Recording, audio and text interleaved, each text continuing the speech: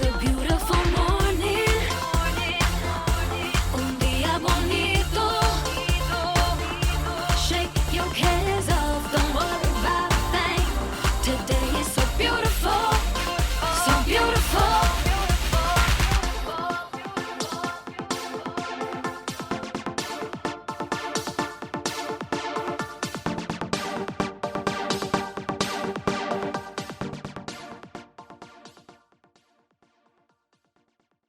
Welcome back to the Beautiful Day on Dia Bonito show. I am your host, Dorimar Bonilla, and we still have with us Estuardo Rdoriguez from the American Latino Museum. He is telling us all about the efforts of his organization. Estuardo, what would be the next steps? Right. So as I said, that's where the real work begins, right? Because we have a real challenge now. Although the museum legislation is passed and we are authorized to create this museum, there's a big challenge. Where do you put it?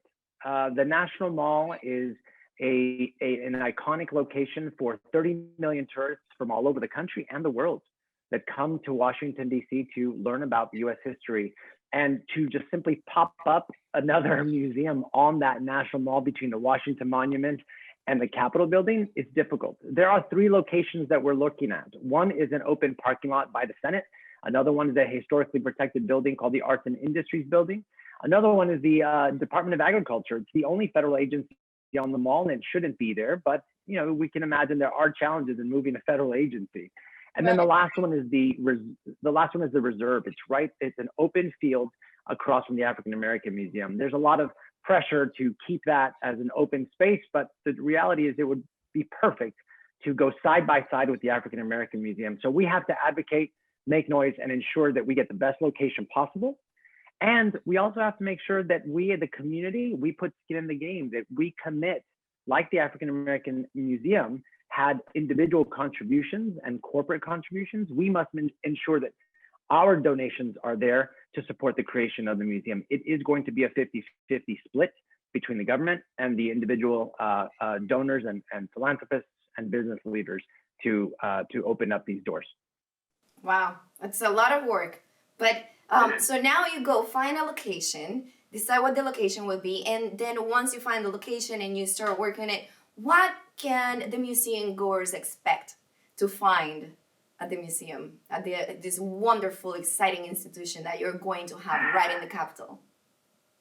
Yeah, I think that's been the question. I like to look at the African American Museum as an example in that it covers so many important themes: the origin of the community, their experience in the early founding years, and then moving into different eras of music, of art, of science, of medicine.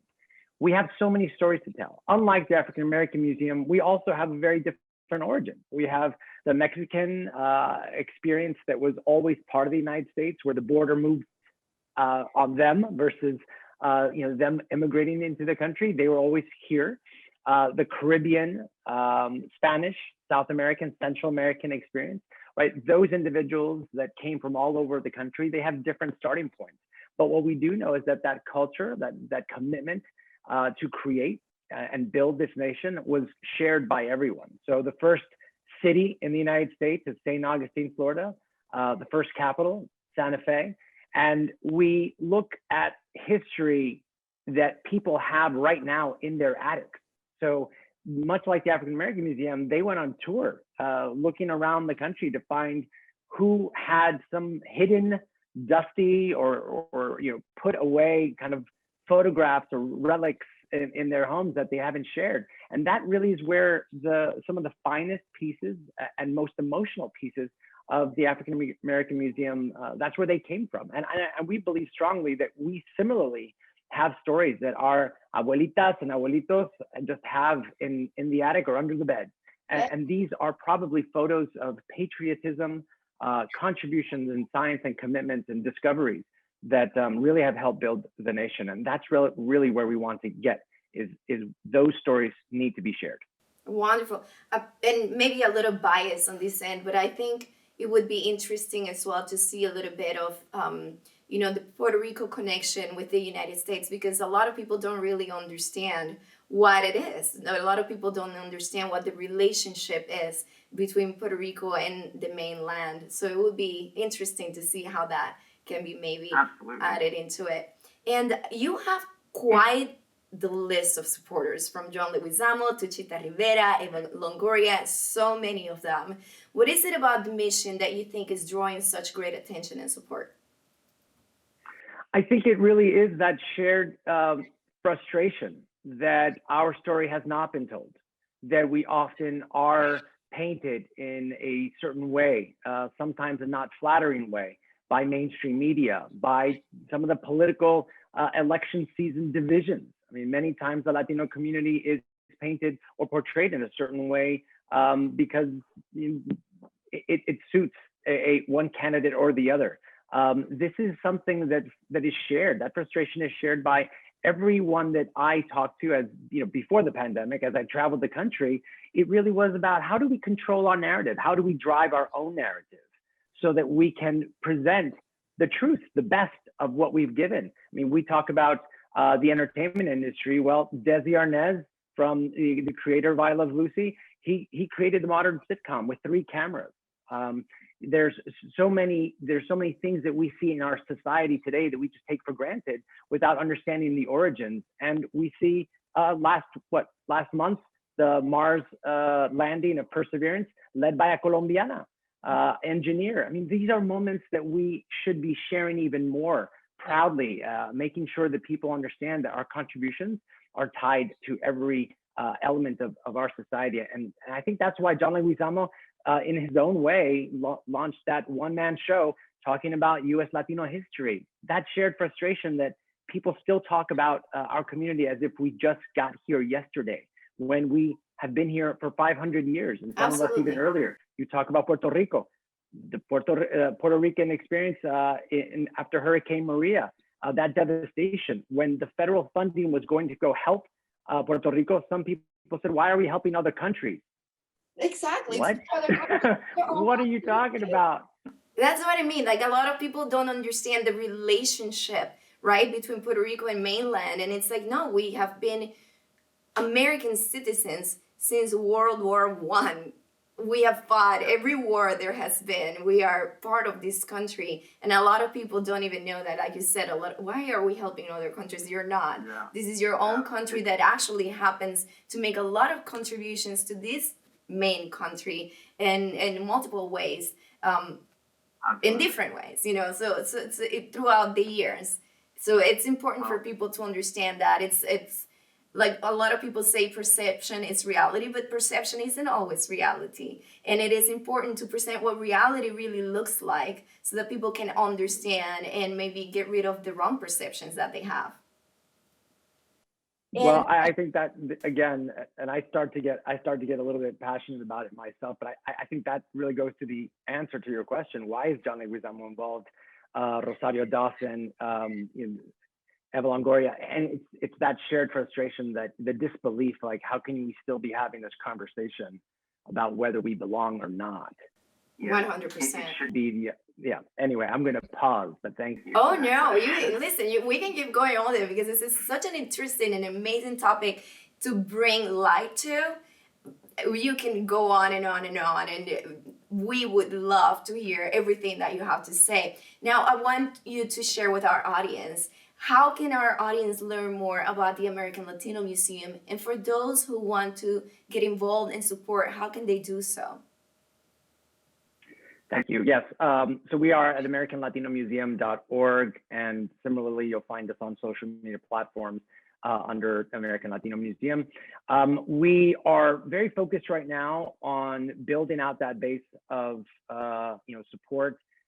So even if you're just following or signing up for our emails, we are looking to ensure that everyone is able to support the campaign, whether it's by sharing information, educating each other, because we know how big our Latino families are and our Latino networks, nuestros primos hermanos. We need to let everyone know that this campaign is happening, because we made a commitment across 16 years that I've been working on this. We made a commitment that if and when this bill passed, that we were going to step up and ensure that our contributions would help build this museum. And so right now we're growing and educating, right now virtually, growing and educating the community how important this museum bill is now that it passed, that we have to raise roughly $700 million. And 50% of that will be paid for by the government, and the other 50% will come from the community and corporate donors and philanthropists.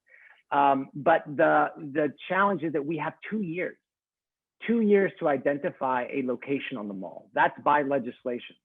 So the more we let people know that this campaign is going, by the end of the 2 years, we will be ready to launch a very aggressive capital campaign to ensure that we send that message that we believe in this museum, we support the museum, and we're going to prove it by donating to open its doors.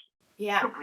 Yeah, and it's so it is important to spread the voice and to let everybody know what you're doing. We are so thrilled that you join us today. It's so wonderful to see how passionate you are about this mission. And we at the Beautiful Day on the Bonito Show, we would love to host an event in our community and support this mission. We're so excited to get involved and collaborate. We will be in touch with you and your amazing team to offer our support. I know we had this conversation earlier about, how our producer and we've been having some conversations about it already. So thank you for joining us today. Thank you. One last time, please share the website of your organization so that everybody can go and support and learn more about your mission. Well, thank you again for the invitation. I'm very honored to be part of the morning, your morning, and with your audience. And we welcome them at AmericanLatinoMuseum.org, across our social media platforms. We will be hosting a number of events throughout the next year to make sure that we're reaching as many people as possible. And we're very excited at the opportunity to host a fundraiser with you. So thank you so much for offering that. We're looking forward to it. Thank you so much, Estuardo, for joining us today. And all of you at home, please get informed, get involved. This is a wonderful mission and they need your support. Thank you for watching the Beautiful Day on the Bonito Show. I am your host, Dorimar Bonilla. We will be back with more. Welcome to the Beautiful Day Un Dia Bonito Show. I'm Monique Lynch-Cosme, your co-host, and it brings me great pleasure to welcome a friend of the show, Miss Denise Castro. Welcome, Denise. Thank you for having me. Could you tell our viewers a little bit about you? Sure. So my name is Denise Castro. I'm a physician assistant. I was born and raised in New York City, specifically Manhattan on the Lower East Side. It's known to most as Loisaida, Alphabet City, or the East Village. I'm a mother of 3. My parents are from Puerto Rico, and I'm one of 5 children. I love to garden. The best thing I like to garden is herbs. Oh, me too. I like to make sofrito and incorporate that in most of my meals. I love sofrito as well. So you have a really inspiring story to share with us today. Would you tell our viewers a little bit more about you and where you were a few years ago? Yes, a few years ago, I was severely overweight. I weighed 246 pounds to be exact. My asthma was out of control, and I was on steroids all the time. After multiple hospitalizations and having hypothyroidism and steroid use, my weight was just escalating out of control. So I decided to take my life back. Being a physician assistant with experience in bariatrics, I was helping my patients lose weight, but I was struggling with my own weight. That's when I knew I needed to take back my life. Wow, I know there's so many of our viewers who can relate to that. How exactly did you take your life back? I decided to have bariatric surgery, specifically the sleeve gastrectomy. Wow, well, I know that decision took a lot of dedication and commitment as well. So congratulations on really achieving your goals and the success on the journey to the new you. Would you share with our viewers how you achieved such amazing results? So I strongly encourage them to prep their meals beforehand, stock your cabinets so like that you won't deviate from the plan, and as well remain mindful of what you want to achieve. Absolutely. Okay, well, beautiful work. Just look at you today. And what would you say has been your favorite aspect of your new lifestyle? Well, I love the fact that my asthma is better controlled and I have so much more energy now. I was even able to go roller skating with my kids, something that I could not do way before. That's wonderful.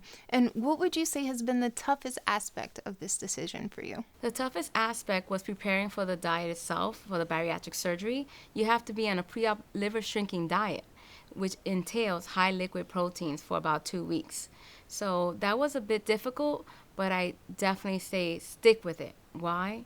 Because the outcome is so worth it. You have to do this. Yes, well, I definitely admire you adhering to your goal. I know we have a lot of viewers at home who can relate to how you felt.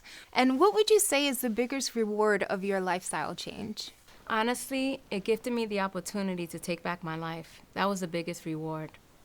And it also increased my quality of life tenfold. That's wonderful, Denise. And what would you like to do more with your experience and what you've achieved?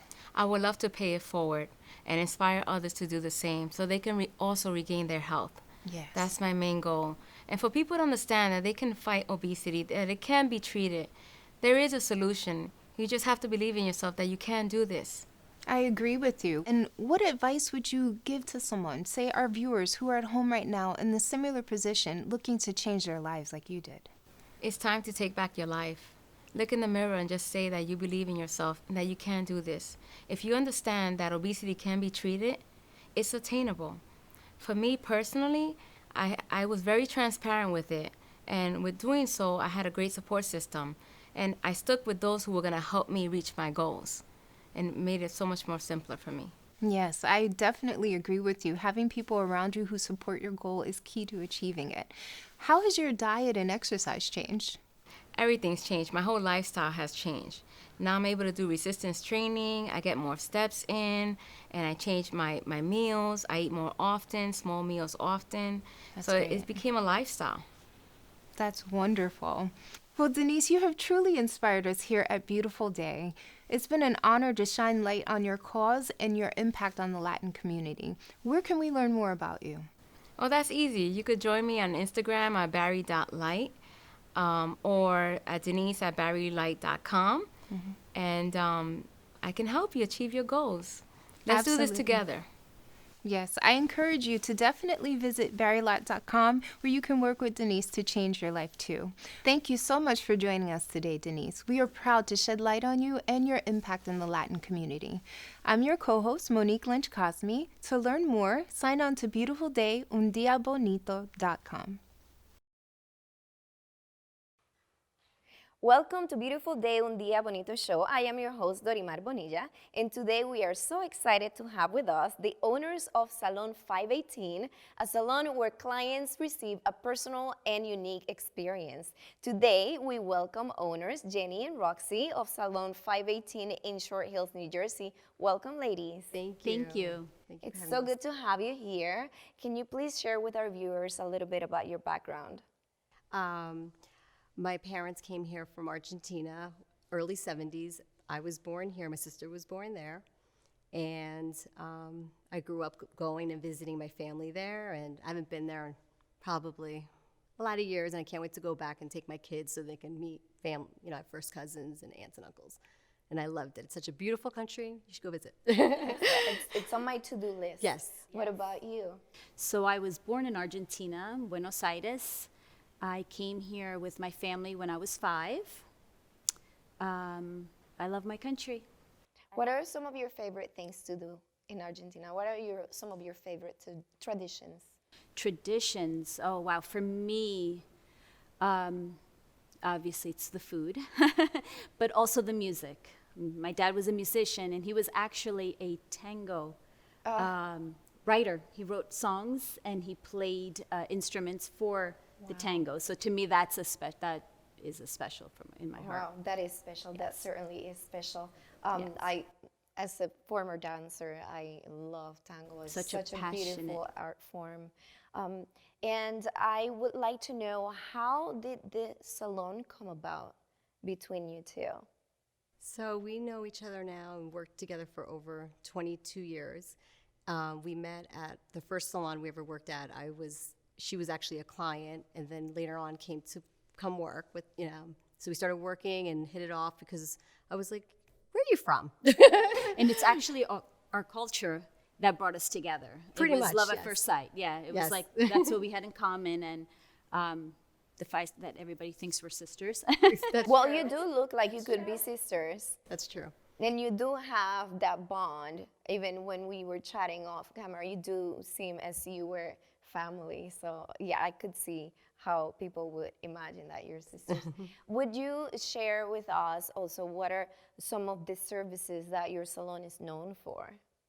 So we do curly cuts, we do keratins, we do highlights, balayage, fashion colors. We have an eyebrow specialist, waxing.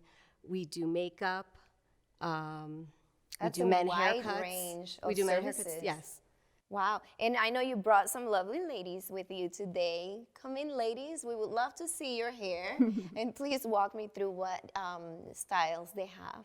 So this is my niece Christina, and I did some baby lights, some highlights, and I cut her with an angle and some long layers, and we curled it just so you could see the definition with the color and everything. It brings it out. And she's kind of like a honey color. Excellent. And on this side? And on this side, we have Eva, who is a natural blonde, and she likes to be a little blonder. So we do some highlights. And I did do some little baby lowlights. And she loves to wear her hair straight, so we gave her a nice straight blowout. Beautiful, beautiful ladies. Thank you so much. And would you say these are trending styles right now? What are some of the most trending styles and haircuts that are out there right now? So I think in 2020, everybody was stuck in their house, growing out their hair, doing their own thing to it, Yeah. which they need to stop now in 2021. They need to come see us. But anything bold, like, Fashion colors. yeah, fashion colors big, balayage, also like, you know, a lot of layers, like bold fringe, anything bold.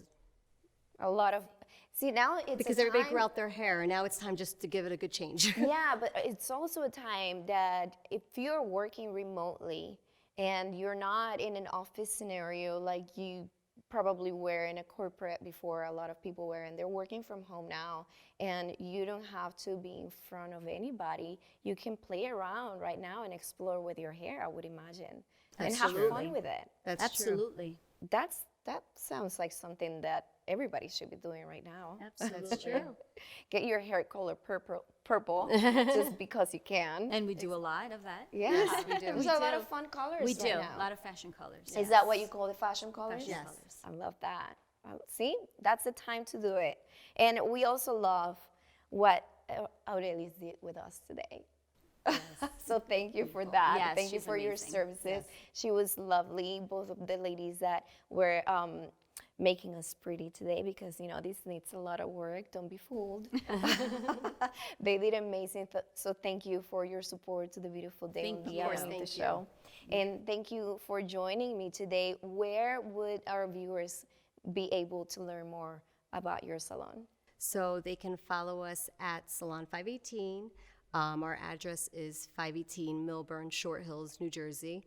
And they can also look us up on salon518.com, book an appointment online, Instagram. call us. Social media? Social media. All of it.